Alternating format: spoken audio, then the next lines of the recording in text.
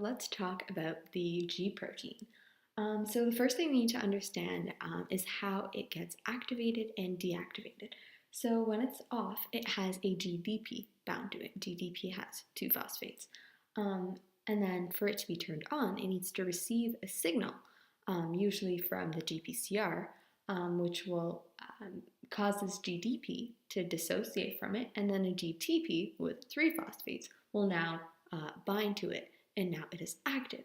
And then after a certain amount of time, there's something called GTP hydrolysis. So it breaks off one of those phosphates, and then you're back again with GDP, and the protein is turned off. So in our G protein, receives a signal, GPCR, activates, these split apart. Now they can go interact with other proteins, do their job, send messages.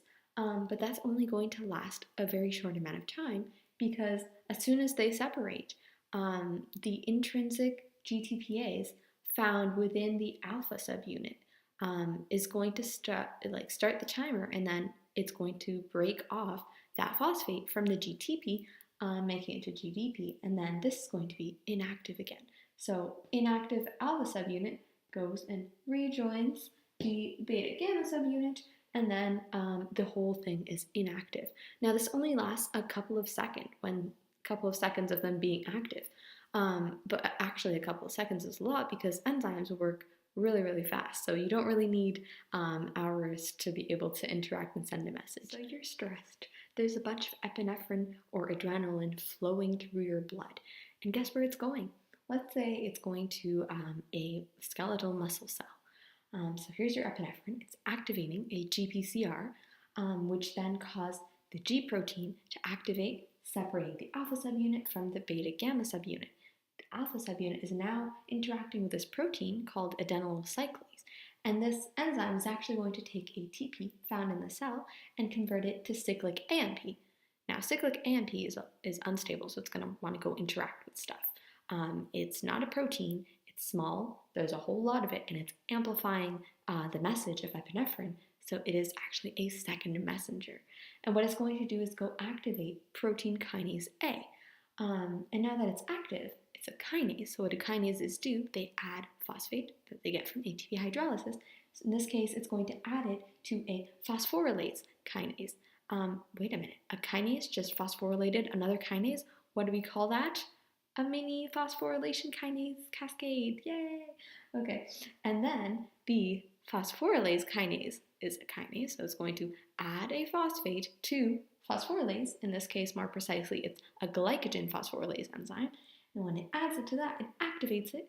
And this glycogen phosphorylase is going to go break down glycogen into sugar or glucose so that you now have energy. You can run away from that bear or fire or bio midterm. Say you have acetylcholine in a heart muscle cell, and it comes to your GPCR and then activates the G protein, splits up into alpha subunit and then beta gamma subunit. Beta gamma subunit can now open the potassium channel, allowing potassium ions to get through, and that helps regulate your heartbeat. Now, this is only going to last a while, and then after that, GTPase activity, beta gamma subunit returns, and then the channel closes once again, and no more potassium can get through until another stimulus comes along. Let's look at another example of something the G protein can do. So the alpha subunit can go and activate a phospholipase C, which is an enzyme that then activates a phospholipid head found within the cytosolic side of the phospholipid bilayer. So that phospholipid is called phosphatidyl inositol. I kind of think like inositol because it's the least abundant of all the phospholipids in the membrane, but it is the most common, but it is more common within the cytosolic side. So yeah, when it activates that, it takes off like the phosphate head group. So that is called inositol triphosphate, or IP3, and that is actually going to be the ligand that helps open the calcium channels within the ER. Now, the ER has a high concentration of calcium ions, so when this channel is opened, they rush following their electrochemical gradient and they go into the cytosol, where they can help do a lot of things, such as, for example, activating this protein kinase C.